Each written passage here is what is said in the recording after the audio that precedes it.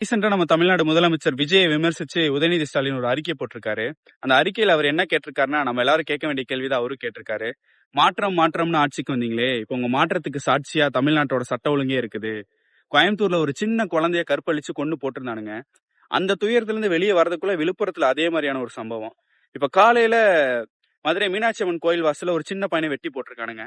இப்ப ரீசெண்டா கோயம்புத்தூர்ல தொண்டாமுத்தூர்ல ஒரு பொண்ணோட வீட்டுல பெட்ரோல் குண்டு வீசியிருக்கானுங்க. இதெல்லாம் எப்படின்னா உங்க ஓன் தொகுதி பெரம்பூர் தொகுதியில கஞ்சா போதையில 13 வண்டி கண்ணாடியை உடைச்சிருக்கானுங்க. இதுக்கு எல்லாத்துக்கும் ஒரு ஆக்ஷன் எடுக்கிற விதமா ஒரு அறிக்கையை மட்டும் வெளியிடாதீங்க, மக்களை நேரடியா சந்திச்சு பேசுங்கன்னு சொல்றாரு. அதாவது என்ன சொல்றாருன்னா, பிரஸ்ஸ கூப்பிட்டு பேசுங்கன்னு சொல்றாரு. இதைத்தான் நம்ம எல்லாரும் கேட்டுட்டு இருக்கோம். ஆட்சிக்கு வரதுக்கு முன்னாடில இருந்து பிரஸ்ஸ பார்க்கல, ஆட்சிக்கு வந்ததுக்கு அப்புறமும் பிரஸ்ஸ பார்க்கல, இவ்வளவு பிரச்சனை நடக்கும்போது பிரஸ்ஸ பார்க்கலனா அவரோட இன்டென்ஷன் என்ன, அவர் எப்படிப்பட்ட ஆளு, இதெல்லாம் எப்படி கையாள போறாருங்கிறது நம்மளுக்குலாம் புரிய மாட்டேங்குது. ஏன்னா நம்மள மாதிரி சாதாரண மக்களுக்கும் அவரை மாதிரி அதிகாரத்துல இருக்கிறவங்களுக்கும் மீடியேட்டரா இருக்கிறதே இந்த மீடியா தான். இந்த மீடியாவே பாக்குறதுக்கு இவ்வளவு தயங்குறாருன்னா அவர் என்னதான் பண்ண போறாரு நம்ம எப்படிதான் தெரிஞ்சுக்கிறது? அவர் போடுற அறிக்கையிலையா, ட்விட்லையா?